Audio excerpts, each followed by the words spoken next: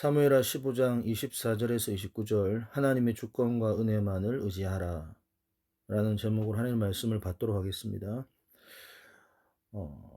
다윗이 아들 압살롬의 반역에 결국은 예루살렘 성을 떠나게 됩니다. 도망자의 길에 들어선 것이죠. 정말로 많은 백성들이 압살롬에게 마음을 주었고, 그리고 압살롬이 이제 새로운 왕으로 이제 등극하는 것처럼 보였습니다. 그리고 다윗은 이제 실패하고 쫓겨나는 초라한 왕의 모습으로 우리가 지금 계속 본문을 통해 만나고 있는데요. 특별한 한 포인트가 뭐냐면 24절에 보면 다윗이 도망을 가는데 사독과 그와 함께한 모든 레위 사람도 하나님의 언약궤를 메어다가 하나님의 궤를 내려놓고 아비아달도 올라와서 모든 백성이 성에서 나오기를 기다렸다. 다시 말하면 지금 다윗이 쫓겨나는 상황인데 종교 지도자들은 지금 다윗을 지지하고 있다라는 겁니다. 여기가 사독과 아비아달이 나오는데요. 이 사독과 아비아달은 공동 제사장입니다. 사독은 다윗 시대 초기에 기브온 산당에서 제사를 집전했던 일을 담당했고, 아비아달은 예루살렘에서 이제 언약궤를 돌보고 섬기는 일을 담당을 했습니다. 어쨌든 이제 여기 종교 지도자들이 다윗을 따르려고 했다는 것이 매우 중요한 포인트입니다. 왜냐하면 이스라엘은 다른 나라와 다르게 신정국가입니다. 이런 신정국가에서 종교 지도자들의 영향력은 매우 막강합니다. 그래서 왕들도 이들에 대해서 함부로 할 수가 없고, 백성들도 또 이들을 하나님의 사람으로 존경하고 그들의 말에 순종을 하였던 것입니다. 왜 그런가? 그들은 하나님 앞에서 진실하고, 그리고 언제나 하나님의 뜻에 서려고 했던, 하나님의 뜻에 서 있었던 그런 사람들이었기 때문에 그렇습니다. 진실하고 진리 편에 서 있었던 그 종교 지도자들이 지금 다윗을 따르려고 하고 있는 겁니다. 왜 그랬을까요? 그것은 다윗이 진리를 따라 지금 행하고 있다는 것을 오늘 본문을 통하여 우리는 발견하는 것입니다. 분명 다윗이 중대한 잘못을 저질렀습니다. 하지만 또 선지자의 책망을 듣고 회개를 하고, 이후에도 또 하나님의 백성들을 말씀을 따라 공의롭게 잘 돌아보고 또 백성들을 돌봤습니다. 그래서 그 진실하고도 진리의 편에 서 있는 그들이 바로 다윗이 하나님 앞에서 정직하고 또 하나님의 뜻을 이루기 위해서 애쓰고 있는 모습을 보고 그에게 지지를 보낸 겁니다. 사랑하는 성도 여러분, 이렇게 진리를 행하려고 애쓰는 사람 다윗은 언제나 진리 편에 선 사람들로부터 인정을 받습니다. 때론 우리가 진리 편에 서서 살아가려고 하지만 때로는 무시를 당하고 위기 가운데 빠지고 고독한 상황에 처해질 때도 있습니다. 홀로 남은 것 같은 상황이 느껴질 때도 있습니다. 하지만 기억하십시오. 그렇게 진리 편에 서서 우리가 하나님의 뜻을 위해 살아가는 그 사람들에게 모두 불의한 자들만 있지 않다. 이 세상에 불의한 자들이 많습니다. 진리의 반대편에 서 있는 사람들이 너무 많습니다. 하지만 반대로 의의 편에 서 있는 사람, 진리 편에 서 있는 사람들도 있습니다. 열왕기상 19장에 보면 엘리야가 아합 왕과 이세벨의 핍박에 쫓겨나면서 진리를 행하는 사람이 나밖에 없구나. 너무 외롭다. 너무 고독하다. 그러면서 좌절합니다. 하지만 하나님께서 그에게 뭐라고 말합니까? 진리편에 선 사람 7,000명을 남겨두었다라고 그를 위로하십니다. 아무리 이 세상이 불의한 세력으로 가득해도 그 가운데 하나님께서 남겨두신 자들이 분명히 있습니다. 이 진실한 사람들, 진리를 사랑하는 사람들, 하나님의 뜻을 행하려고 몸부림치는 사람들은 언제나 진리편에 서 있는 같은 그 사람들을 알아보고 인정하고 함께 해줍니다. 우리가 진리를 행할 때 어려움에 처하거나 외로움에 처할 때 낙심하지 마십시오. 반드시 자신을 알아주는 사람이 있습니다. 하나님께서 숨겨놓으신 돕는 자들이 있습니다. 저에게도 그런 분들이 참 많았죠. 그런 분들 때문에 오늘 이렇게 하나님의 뜻을 위하여, 하나님의 영광을 위해서 저도 지금 기쁨으로 목회를 감당할 수 있었던 것입니다.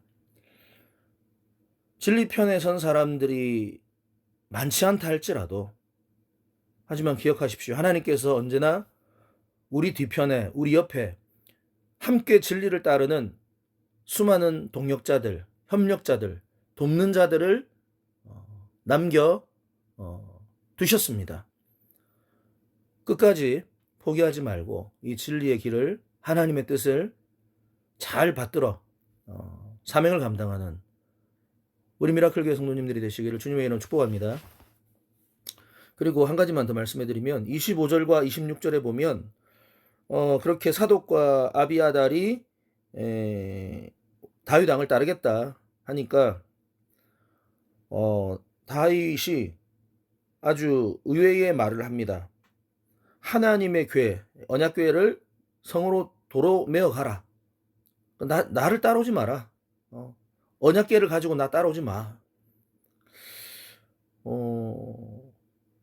어떻게 보면은 언약궤는 하나님이 임재, 하나님이 함께 하심을 드러내는 상징이죠. 무엇보다도 마음이 불안한 다윗에게는 필요했을 것입니다. 그런데 어쨌든 지금 자신의 죄로 말미암아 그 씨앗들이 이런 상황까지 만들었다는 것을 다윗은 알고 있었고, 그리고 도피의 길을 가는 자신에게 자신을 유리하게 만들기 위하여 언약궤를 가지고 떠나간다? 그것은 그의 마음에 용납할 수 없었던 것입니다. 다시 말하면 자신의 개인의 유익을 위하여 하나님의 이름에 먹칠할 수 없다. 하나님께 누를 끼칠 수 없다는 그의 어떻게 보면 참 귀한 마음입니다. 그리고 언약궤 자체가 아닌 나는 하나님을 의지하겠다. 다윗의 놀라운 신앙, 고백이 여기서 나오는 것입니다. 그리고 언젠가는 하나님께서 자신을 또 회복시키시고 황공케 할 것이라는 확고한 믿음의 표현이기도 합니다. 내가 여호와 앞에서 은혜를 얻으면 내게 그 궤와 그 계신대를 보이리라. 하나님이 나에게 은혜 베푸시면 나를 도로 인도하사 그 궤와 그 계신대를 나에게 다시 보여주실 것이다. 회복시켜 주실 것이다. 다시 말하면 다윗은 지금 자신의 이 어떻게 보면 억울한 상황을 자기의 힘으로 또 자기의 이익을 위하여, 유익을 위하여 내 뜻대로 지금 상황을 만들어가지 않고 그냥 하나님의 손에 맡깁니다. 하나님이 일하시도록 내어둡니다. 억지로 하지 않습니다. 다윗의 믿음이, 다윗의 신앙이 회복되고 있는 겁니다. 온전히 하나님께 맡겨드리는 모습, 하나님의 일하심, 하나님의 타이밍, 카이로스를 기다리는 그 다윗을 우리는 만나고 있는 겁니다. 사울 왕을 아둘람 굴에서 2번이나 죽일 수 있었지만 억지로 자신의 힘으로 사울 왕을 죽이지 않습니다. 하나님의 기름 부어 세운 종이니 주님께서 주님의 손으로 주님이 처분하실 것이다. 주님이 처리하실 것이다. 맡겨드렸죠. 놀라운 다윗의 신앙이 이 고난 가운데 지금 회복되고 있는 것을 우리는 발견하고 있는 것입니다. 더 놀라운 고백은 26절입니다. 그러나 그가 이와 같이 말씀하시기를 내가 너를 기뻐하지 아니한다 하시면 종이 여기 있사오니 선이 여기시는 대로 내게 행하시옵소서 하리라. 무슨 말입니까? 내가 지금 하나님의 은혜를 구하고 회복을 구하지만 그렇게 아니하신다 할지라도 하나님의 처분에 불평 없이 순종하겠습니다 라는 것이죠. 어떻게 보면 자신의 잘못과 징계를 받는 다윗의 이 태도, 정말로 겸손한 다윗의 모습을 발견합니다. 하나님의 주권을 인정합니다. 우리가 알던 다윗의 모습으로 지금 돌아온 것입니다. 결국은 고통 가운데, 고난 가운데 그가 다시 원래의 다윗으로 지금 돌아오고 있는 것입니다. 요한복음 15장의 말씀을 빌리자면 하나님의 가지치기를 지금 통하여 다윗이 회복되고 있는 것입니다. 사랑하는 성도 여러분, 이 고난 또한 하나님께서 지금 다윗을 회복시키기 위한 하나님의 시간 속에 있다는 것을 우리는 지금 발견할 수 있습니다. 베드로전서 5장 6절 하나님의 능하신 손 아래 겸손하라. 때가 되면 너희를 높이시리라. 결국은 하나님은 우리를 겸손하게 만드십니다. 우리가 잠시 잠깐 주님이 주시는 그 놀라운 축복들과 은혜들로 말미암아 교만해질 수 있습니다. 네, 교만해질 수 있습니다. 하지만 하나님께서 사랑하는 자기 자녀들을 결코 그냥 두시지 않습니다. 징계하십니다. 회초리를 드십니다. 그래서 너무나 아프고 고통스럽고 눈물로 그 시간들을 보내죠. 그런데 하나님의 목적은 그를 때리는 것이 목적이 아니라 다시 주님과의 그 첫사랑을 회복시키고자 그 자리로 돌아오게 만들고자 그에게 징계의 회초리를 드시는 거죠. 겸손케 하시는 거죠. 우리를 낮추시고 시험하사 마침내 다시 복된 주의 자녀로 만드시는 하나님을 기억하십시오. 욥기 22장 29절의 고백을 들으십시오. 네가 낮춤을 받거든 높아지리라고 말하라. 하나님은 겸손한 자를 구원하시느니라. 결국은 하나님은 우리가 겸손한 그 자리에 계속 머물기를 원하세요. 야고보 4장 6절 그러므로 더욱 큰 은혜를 주시나니 그러므로 일렀을 때 하나님이 교만한 자를 물리치시고 겸손한 자에게 은혜를 주신다 하셨느니라. 하나님은 교만한 자를 싫어하세요. 너무 싫어하세요. 내 힘으로 이루었고 내가 똑똑해서 내가 잘나서 내 능력으로 여기까지 왔다라고 말하는 순간 우리는 항상 박살나더라고 하나님 앞에서. 여러분 가장 지혜로운 성도가 어떤 성도겠습니까?